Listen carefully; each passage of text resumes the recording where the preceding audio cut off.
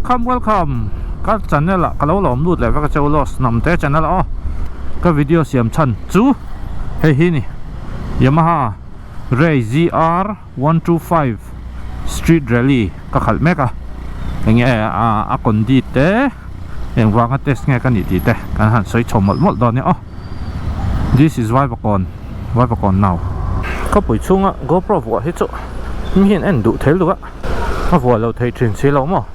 test các anh đi về miêu hay cái scooter khác hi Yamaha hậu scooter này RAYZR khác này mà na RAYZ các anh ấy chuyện á tu na chọn ZR là lâu này to mà sẽ 125 thâu này hay bôi 125cc anh nhỉ các sợi mất sạc bẹt đủ chú hay scooter hi anh nghe Yamaha hiện nên anh thắc đằng lắm anh chú October về là khan nên anh thắc đằng lắm to ni cùng October là khan mà sẽ anh là phâu lằng lúc tục lâu chân chú mi bùi feedback anh share đủ vàng này mi bùi feedback cái thì ông giờ chú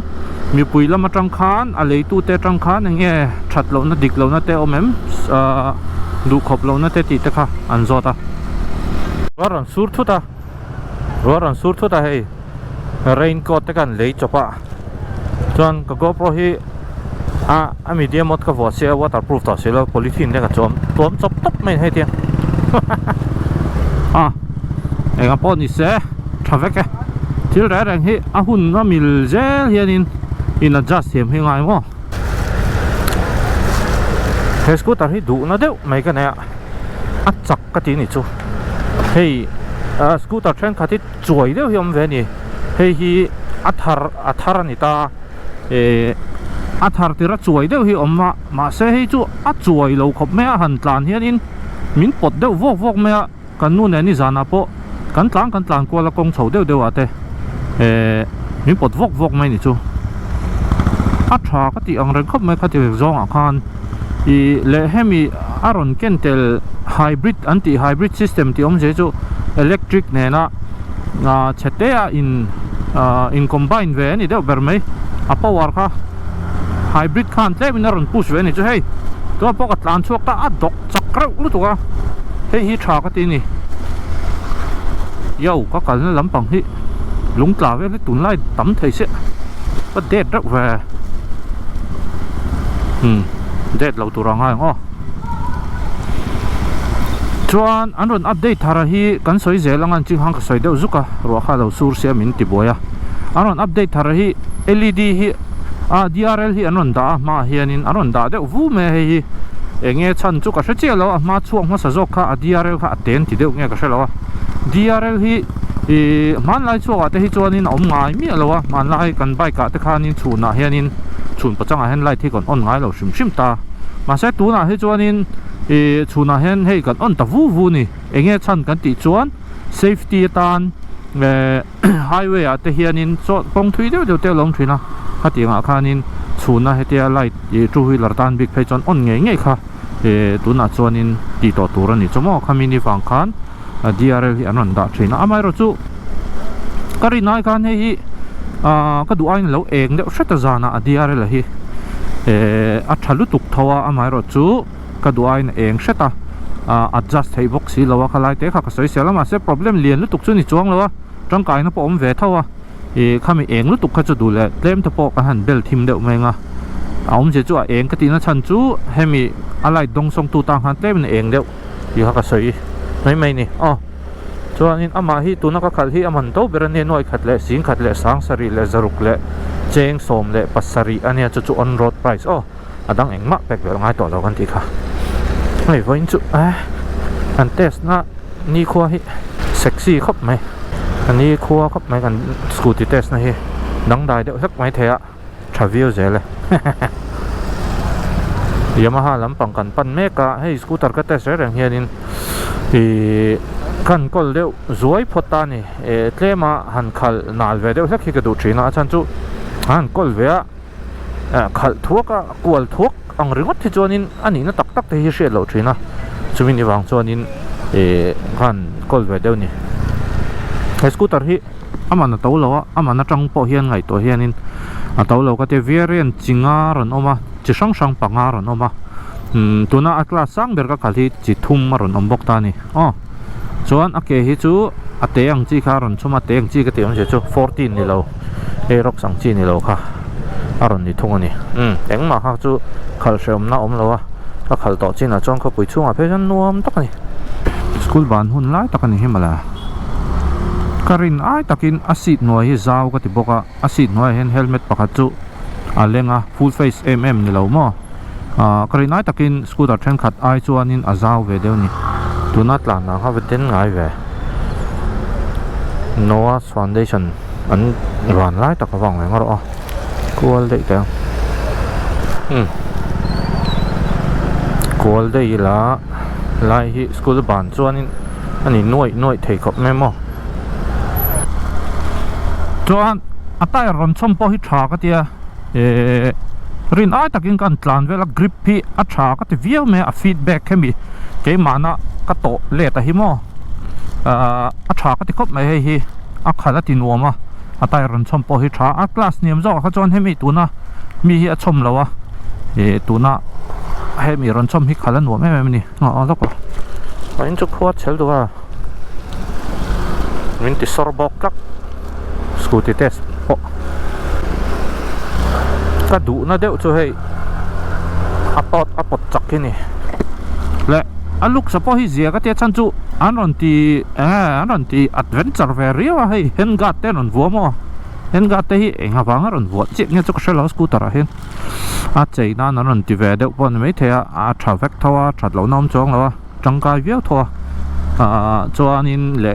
accessories hi neu hi ompoka accessories hi vo phei chuanin anal du phian ani he scooter hi mo han chei vel kha baka tuna ka khal color hi moi ka tia hei khu khuing mu themo ka shelo ti te ecomod ti te awa big ve it's a goddamn cloudy day ma cloudy khop mai hemi scooter hi ka saidu chu a silent start ti ta ka saidu a tunai scooter han silent start hi aran omnol to hi atangkai phiana a chan chu ri choi self beng cheng de hi ni nom ve ni hang ta kharan nom to lo chuan hemi automatic a in off chi traffic jama ama second nga ve line off theng chi kha aran ni bokani khang ta tangkai khop mai chuan hei timayang le lama chuanin fakna ani pa khat ve thaw amai ro chu kan han te sianin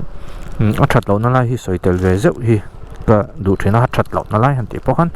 tinga han thalo em ti na ni chuang lo om zia chuanin klema kan du khop lo na deuh kha hemi scooter in leidona in hriat tur chu family scooter ani lo ti kha hria ula ti kha ka soidu a om zia chu chung kwa hanin phur bur na tur ang chi a siam khani lutuk lawa asite alien lutuk lawa ba ka ma hian gas leng em ti hian an zot ve zia gas chu aleng chi lo ni hei chu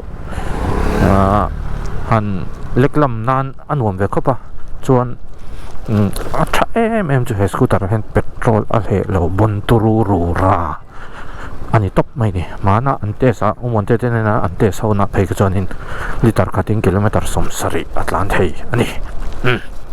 overat thak em khatiang emema petrol hehlo kha chu kala hrengai lo ke pon mo chuwang chuan he scooter hi petrol hehlo indu chuan ale chi khopang ti khakaran soidu chuan helai hi mana leimin na khania ka kal pe lapi handle ru helana thin lung hi ang hor dot thei ni sham khop mai zoram leimin hi choma rest in peace for the fallen ones ti vet ang chuanin sei zelanga anon update hi mi puita feedback an ngai poimo chuan khami soisel na angchi ama modela hemi abudi sound ron tam lu tuk tiang chi ta kha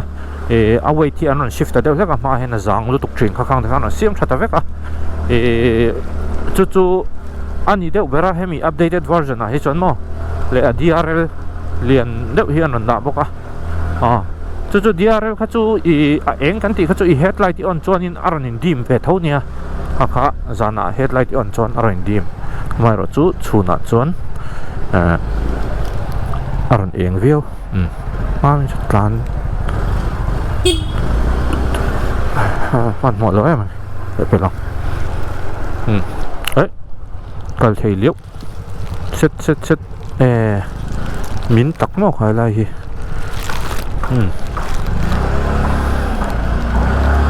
just go back ส่วน Yamaha ลำกันปั้นโดนั่นนี่ข้างเรียกค่ะเอาไปหมอสวนปุ๋ยอันนี้อินเลยดูจวน Yamaha ทันสร้างอินสันเสามาก็ใส่ดูจู Petrol hehlo ตรูนี่ลองหูไทยเราปอดตักแต่ค่ะ Petrol hehlo ตรูอันนี้ที่ค่ะก็ใส่ดูเกี่ยมาจอกยังก็หูเลยไทยเราก็ปอดจนหลังเละกว่าSunglass กับบุญบอกเสียมาเราเลยดูจนทันสร้างเห็นสันสานนัมเบอร์ก็ได้เห็นอินคอนแทคกันbookings te eng ma har san dam lo lon ti vel te pokha aka azo fia theya in ju check it out thei scooter reng in lei tur hi ka soi du chu tiang kan lo review ta ka soi du le chu nangma nin ataka zu mu ve ula zu khal chin ula ti hi ka soi du phota nangma tin tan athadon em ti te kha ma ni na khal ngei test ngei kha ka recommend khop mai okay chuan ma se ka soi le du chu petrol hehlo in du chuan scooter hi ati chi viau nga plus aluk samoi ka tia aso po a hreom lowa so fok om lowa so nuam lutuk chuan a tire hi grip atha hle in achangkang viau bokani tun laia scooter a omang si chi kha chu anan thuam vek bluetooth te om ve vek hei a grip chu thakop mai ka tol lo re rang kong chuka po a huwa po mo ka brake na ve nia ka tol lo re rang brake issue om lo boka thaviau ni thathokat viau no problem it's good chong ke hi fiam thua sap trong han lam thin te hi ka chinga fiam thui ka du veng renga ataka motain lo tile renga zela entrepreneur ti tu ne kan thave lu tuk mo entrepreneur te kan te in lo thu tak khuk pui vak mai khateng han ti to su okay eng po ni se next video kai mula thok don ya in vangai ven don ne Thansanga in san sa le thein om khal nuam hla mai chak lu tuk petrol hehlo box hi ting in siam thiam jok phot